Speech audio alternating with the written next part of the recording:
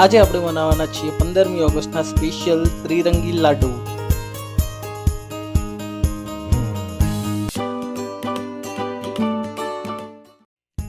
Hello દોસ્તો, welcome back to Gujarati cooking with Kavita. આજે આપણે બનાવીશું કે એવી વાનગી જે 15મી ઓગસ્ટે તમે બનાવશો તો 15મી ઓગસ્ટનો દિવસ વધારે સ્પેશિયલ થઈ જશે। આજે આપણે બનાવીએ છીએ ટોપરાના લાડુ, એટલે કે ટોપરા પાક પણ કહી શકીએ। આની માટે આપણે લઈશું એક તાજું ટોપરું। જેટલું તાજું હશે એટલો સ્વાદ વધારે સરસ આવશે। તો આ રીતે ટોપરાને કટ કરી લઈશું। ઉપરની જે છાલ હશે એને આપણે નીકાળી લેવાની છે। તો ચપ્પા વડે આ રીતે આપણે ટોપરાની છાલને નીકાળી લઈશું। ટોપરાના બ્રાઉન ભાગને નીકાળ્યા બાદ આપણે એના નાના નાના પીસ કરી લઈશું અને પછી એને મિક્સરમાં ગ્રાઇન્ડ કરી લઈશું।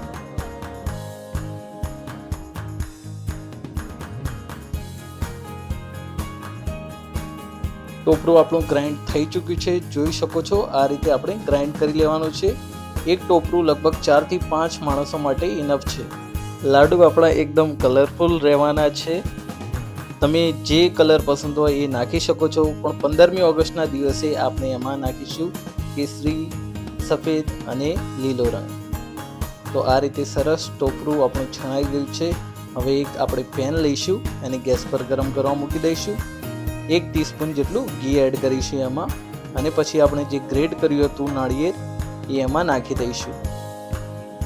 તમે સૂકું ટોપરું તમારી પાસે હોય તો એ પણ એડ કરી શકો છો। અમારી પાસે પડ્યું છે તો અમે નાખીશું, તમારી પાસે ના હોય તો એકદમ ઓપ્શનલ છે। દોસ્તો, આપણે લગભગ 8 થી 10 મિનિટ સુધી આ ટોપરાના છીણને બરાબર શેકીશું।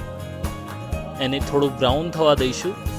એકદમ સરસ આ રીતનું થઈ જાય ત્યારબાદ આપણે એમાં મિલ્ક એડ કરીશું। લગભગ 1 કપ જેટલું આપણે દૂધ લીધું છે।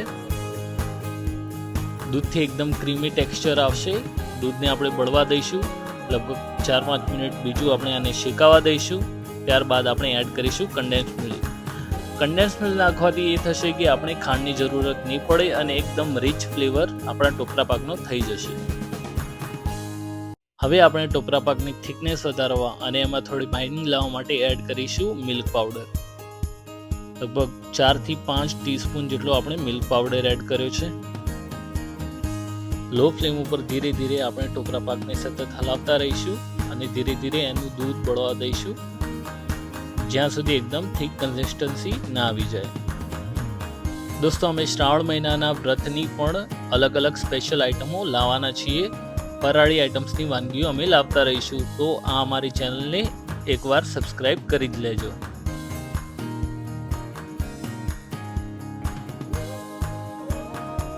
જોઈ શકો છો આપણા ટોપરા પાકનું મિશ્રણ હવે ઘટ થવા માંડ્યું છે। આપણે ટોપરા પાકને વાળી શકીએ, એના લાડુ વણી શકીએ એ રીતની કન્સિસ્ટન્સી થવા માંડી છે। તો હજુ 2-3 મિનિટ વેઇટ કરીશું। ત્યારબાદ આપણે એમાં ઘી એડ કરીશું। ઘી એડ કરવાથી એકદમ સરસ ગ્લેઝ આવી જશે આપણા ટોપરા પાક ઉપર। દોસ્તો, આપણો ટોપરા પાક લાડુ વણવા માટે એકદમ રેડી છે। તો હવે આપણે આને થોડો ઠંડો પડવા દઈશું અને આના 3 અલગ અલગ ભાગ કરી દઈશું, જેથી આપણે આમાં કલર એડ કરી શકીએ। તો અહીંયા આપણે 3 ભાગ પાડી ચૂક્યા છે। એકમાં આપણે નાખીશું કેસરી કલર, એકને એમ જ રહેવા દઈશું અને બીજામાં નાખીશું આપણે લીલો કલર। તો આ રીતે વચ્ચે ખાડા કરી લઈશું। લગભગ 2 થી 3 ડ્રોપ ઓર્ગેનિક કલરના ઇનફ છે, આપણે વધારે કલર એડ નહીં કરીએ। આપણા ટોપરા પાકને સરસ રીતે હવે મિક્સ કરી લઈશું, જેથી આપણો ટોપરા પાક કલર પકડી લે। તો ધીરે ધીરે આપણે એને મિક્સ કરી લઈશું અને પછી આપણે એના લાડુ વણી લઈશું। તો આ રીતે હથેળીમાં થોડો આપણે માવો લઈશું અને પછી એને રાઉન્ડ રાઉન્ડ ફેરવીને એના લાડુ તૈયાર કરી લઈશું।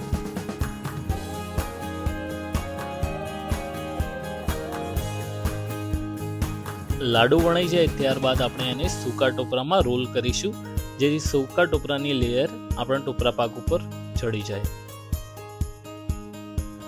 આ મીઠાઈ તમે દર તહેવાર ઉપર બનાવી શકો છો। જ્યારે પણ તમારા ઘરમાં ટોપરું પડ્યું હોય, તમે ઇઝીલી 4 થી 5 ઇન્ગ્રીડિયન્ટ્સથી આ મીઠાઈ તરત તૈયાર કરી શકો છો। રક્ષાબંધનના દિવસે આ ઘરે બનાવેલી મીઠાઈ પણ એકદમ સરસ ઓપ્શન છે। તો આ મીઠાઈ બનાવવાનું ચૂકતા નહીં।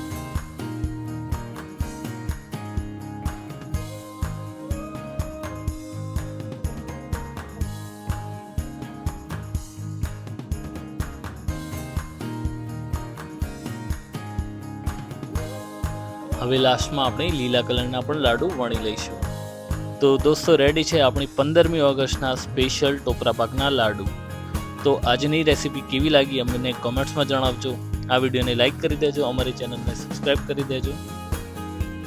આપણે મળીશું નેક્સ્ટ રેસીપીમાં. ત્યાં સુધી જોતા રહો આ વિડીયો અને બાય.